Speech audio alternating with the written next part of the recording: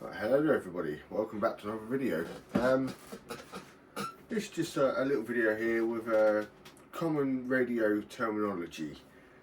A lot of words and phrases get thrown around on the radio, and when you're new to radio it can be quite daunting really. You're hearing all these phrases and cue codes and things like that. They can be quite overwhelming when you've got to learn a lot at the same time. So instead of all of them, I'm going to go through a little list here with just the common ones that I hear on fairly regular basis really. And so here goes.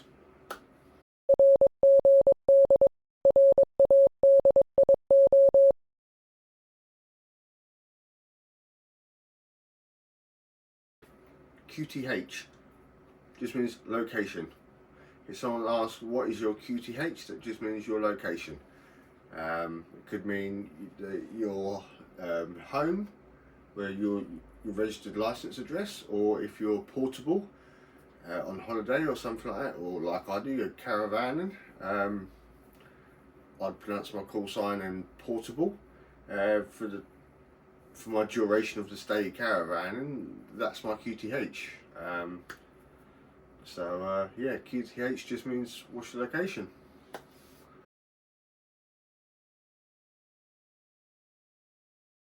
So QSO just means chat, conversation. When someone says thank you for the QSO, just means thank you for the chat. Thanks for the conversation with you. Yeah, simple as that really. QSO doesn't really mean anything more than that, to be fair. Chat, conversation, very simple, and it's one that gets used a lot.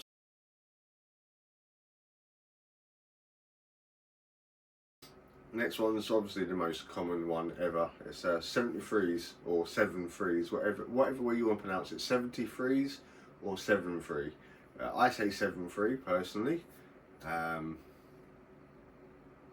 Don't know particular reason why. I just prefer to say it that way. 7-3s. That simply just means goodbye. I shall listen to your last transmission, and this will be my 73s to you. 73s, have a good day. Goodbye, have a good day.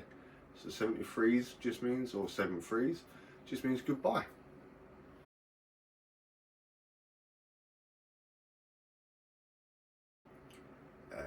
QSY.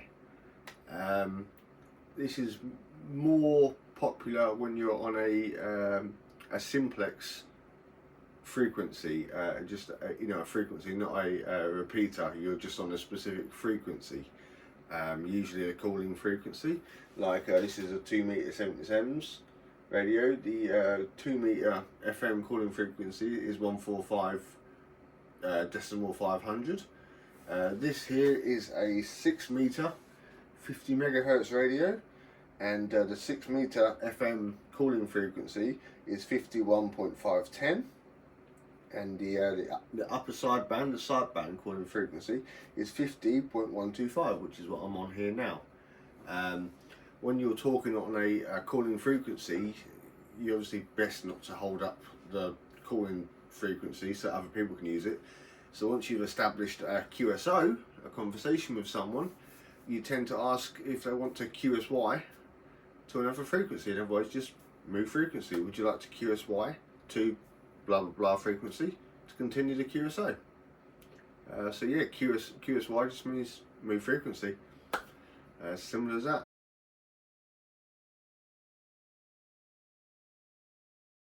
Okay, QSK. That simply means can you hear me, or can I break in? If you two people are having a conversation, or 3 or 4, if multiple people are having a conversation or a QSO with each other, and you've got something to add, maybe they're asking a question to each other, they're not quite sure, and you know the answer. You can say QSK, and they go, yeah, come on in, and you can kind of give them your input. So yeah, QSK means, can you hear me? Can I break into that transmission, sort of thing? It's just a polite way of asking, So that's all QSK means.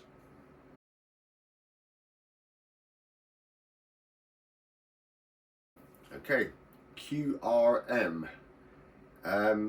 It's just man-made interference. If people say they've got a lot of noise, like now I'm getting signal 4 of noise, that's just background noise.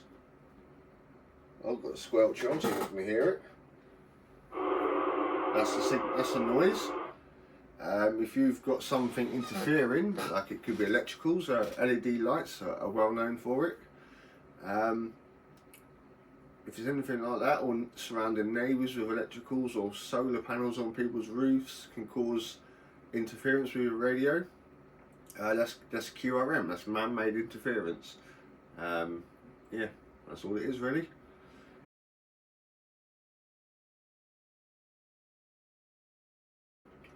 Okay, next is QRT. Basically means I'm shutting down for the night. I'm going off air. You can say, thank you for the QSO. This is my 73s. I'm going QRT. I'm going offline. Basically, I'm turning my radio off. I'm done. Going off air. QRT.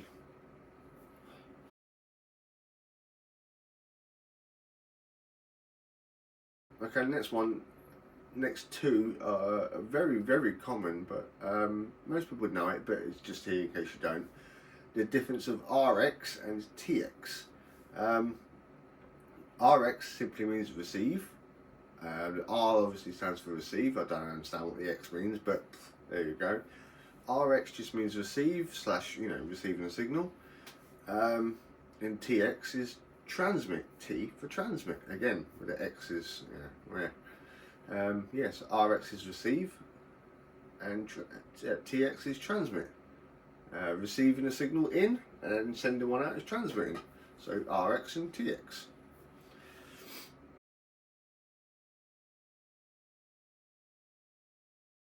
You hear this one quite a lot, especially among the CB operators. People mention linear or burner. Both mean exactly the same thing. Or they call it boots. I don't know why. That's been a term for many, many years, way before I was even born. Linear, burner, boots. Basically, it just means amplifier. Really, and all an amplifier does is boost your output power. If you've got a 10 watt radio, just say I've got a 10 watt radio here. This output's at 10 watts maximum. And on my license I'm allowed to output up to 25 watts. I can technically, illegally, get a linear, burner, boots, an amplifier to boost this up to 25 watts. So, I can output better and that's still within the terms of my license. Unfortunately, when it's used and thrown around more in the CB operators, they mean hundreds of watts, thousands of watts, which is way illegal, but I think that's why they're called like a burner or boots, to hide the definition of what it is. If you say I've got a linear amplifier, people would know what it is. So I think they call it a burner or boots, just to basically try and hide the terminology. But yeah, it just means amplifier.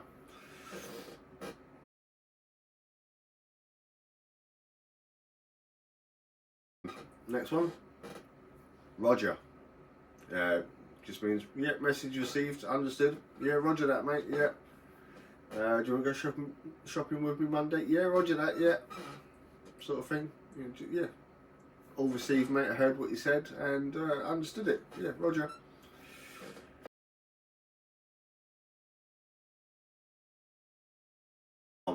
Audio is to do with audio quality. And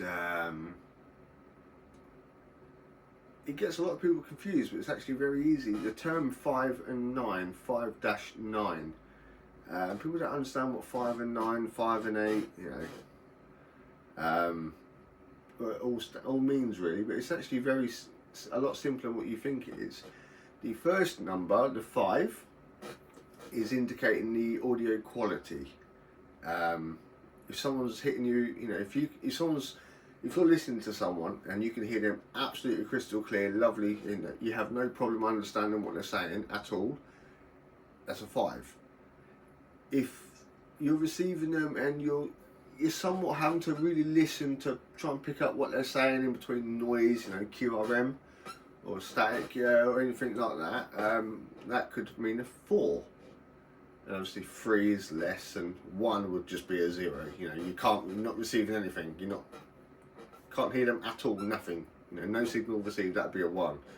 But generally, people use, you know, 5 and 4. 5 means I receive you perfectly, crystal clear, can understand what you mean perfectly, and then 4 means, you know, yeah, I can hear you. I'm having to kind of listen a little bit, but I can hear you fine. So you tend to give them a 4 or 5, and then the last number from 5 and 9 just means the signal strength. If someone was talking to me and on my signal meter here that goes up when I receive a signal, if that goes up to a 9, I'm receiving them at a signal 9, so I'll give them a 5 and 9. I can hear them perfectly fine, so I give them a 5, and then 9 is what I'm receiving them at, which is generally the top.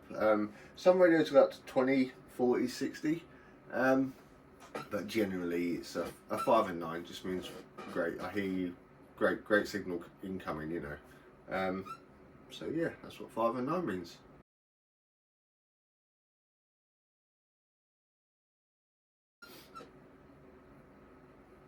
Okay, next one is feeder. Feeder just means the coax, the wire that connects your radio to your antenna. That coax wire, the 50 ohm coax feeder. It's what feeds your antenna with your radio signals. Feeder. Personally, I don't understand it because coax is shorter to say than feeder, but there you go. People call it a feeder. That's a technical term for it. So I guess yeah, that's your feeder. The coax cable coming into your radio from the antenna. Feeder. So simple as that.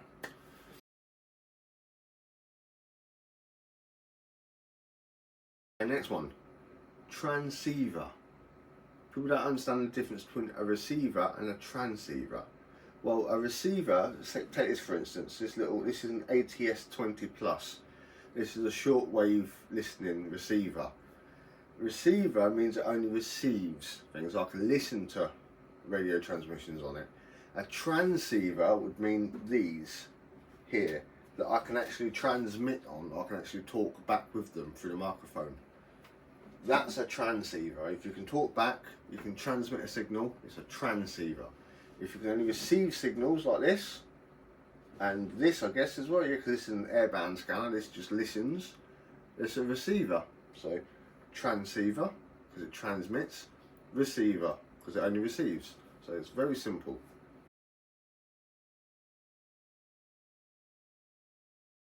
Okay, next one, ERP, effective radiated power. It's actually part of your foundation license as well. Actually, you need to understand this. ERP is that what it says? The effective radiated power. Radiated means coming out of your antenna. If I'm putting out 25 watts on here, PEP, and we'll get to that, what PEP is. If my radio is outputting 25 watts, which is my legal limit on my license, and just say, for argument's sake, a perfect scenario, there's no loss down the coax. I mean, there's always loss, always. No matter how good your cable is, there's always a bit of loss. But just say, for simplicity, argument's sake for this video, there is absolutely zero loss in a feeder, a coax. Right? So my radio's outputting 25 watts. It's been sent to my antenna, which is a 3 dB gain. Let's just say, mine isn't. Mine's actually about 7 dB, but for simplicity, 25 watts is going out to a 3 dB antenna. If you know anything about dB, which you should know because it's also part of your foundation, dB is your output, your decibels. If you've got a 3 dB antenna, that means your signal is doubled. Your decibels every 3 dB is double. So if I'm outputting 25 watts to a 3 dB antenna, my effective radiated power is 25 watts doubled by the 3 dB, so that'd be 50 watts. There are 25 watts coming out of my radio, but effectively there's 50 watts leave my antenna. Obviously not really possible because you have loss in your feeder, but that's what ERP is. It's through your antenna, your gain of your antenna. So there we go, that's what ERP is.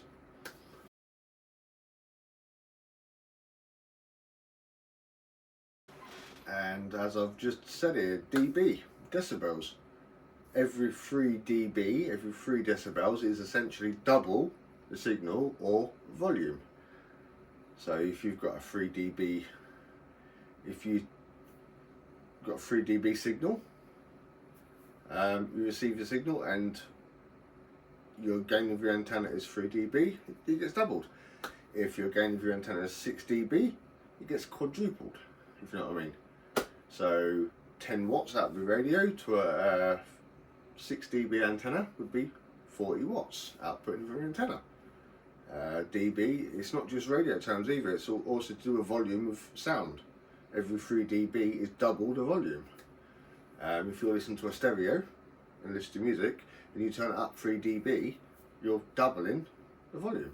So yeah, that's what dB is, decibels.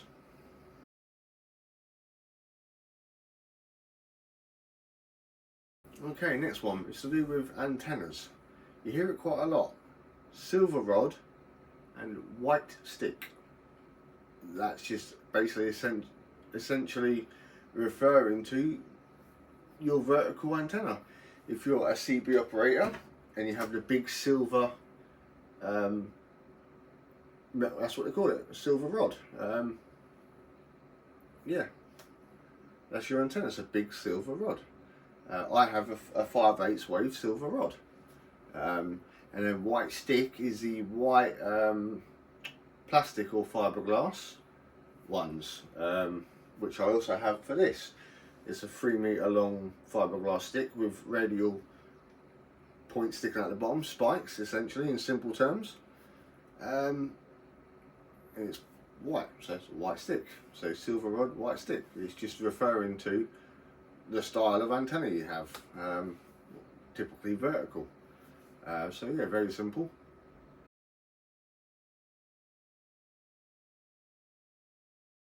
And in keeping with the antenna theme, Yagi or Yagi, however you want to pronounce it. I pronounce it Yagi, it just don't sound like saying Yagi.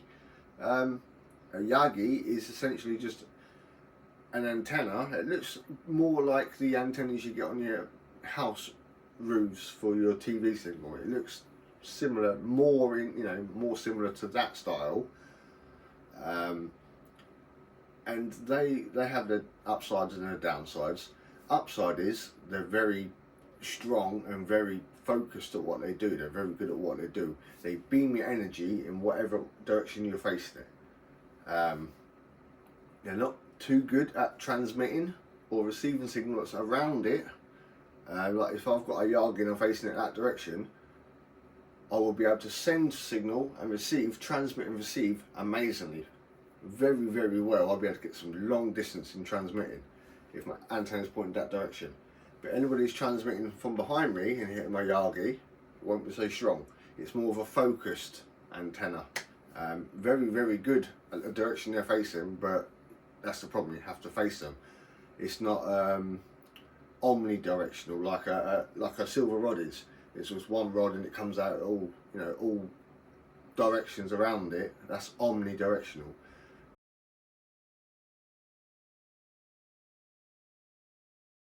Okay, a very, very common one, and it's somewhat important as well. It depends on who you ask.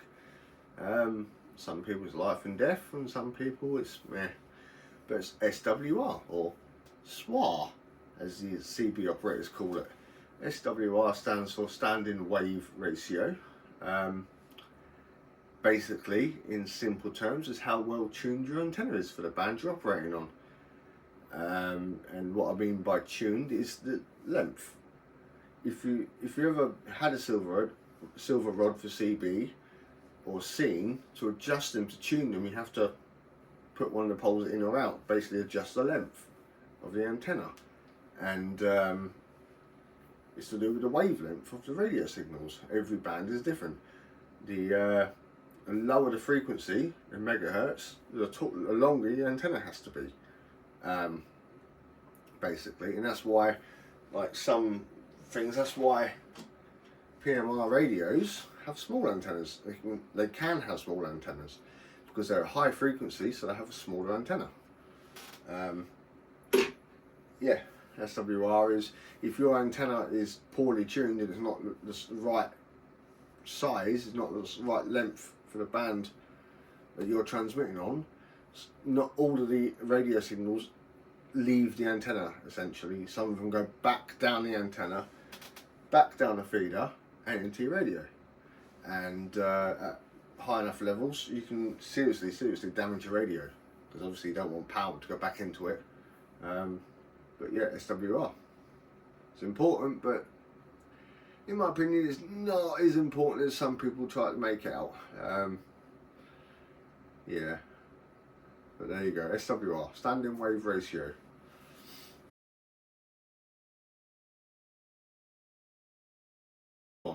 SSB simply stands for single sideband.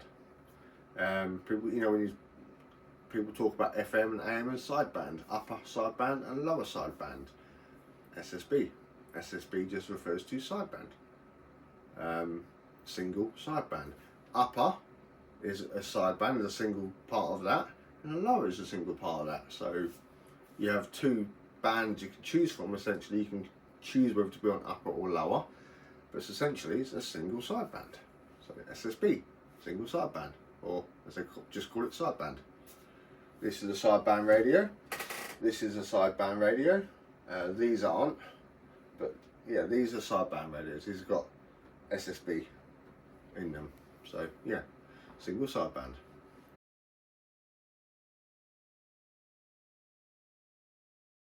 Next one is ATU. It's an antenna tuner unit, really. This kind of falls in with SWR when I said about how well your radio is tuned. See, this radio here is a 10 meter and 11 meter band radio. 11 meter is CB, license free UK CB, and 10 meter is a ham band you need a license for. But obviously I've got a license, so I can operate on 10 meters as well. And because 10 meters is a slightly higher frequency, technically I need a slightly smaller antenna. The antenna, my silver rod for this, is tuned for 11 meters. So I get amazing SWR, I get basically perfect one-to-one SWR, which is what you aim for, one-to-one is perfect. I get perfect SWR on 11 meter CB band, but when I go to the 10 meter band, because the frequency is a little bit higher, my SWR's quite a little bit higher as well, which is obviously not good. You know, you want lowest SWR as you can. That means your antenna is perfectly tuned for the band you're transmitting on, as I said. So when I transmit on 10 meters, my SWR is a little bit higher. Therefore, you know, some signals coming back into my radio. What an antenna tuner does is essentially it tricks your radio into thinking your antenna is perfectly tuned. You can have a poorly tuned antenna, but you can adjust your ATU, your antenna tuner unit, to basically trick the radio to thinking it's perfectly tuned, therefore dropping your SWR. So yeah, ATU, just antenna tuner, basically.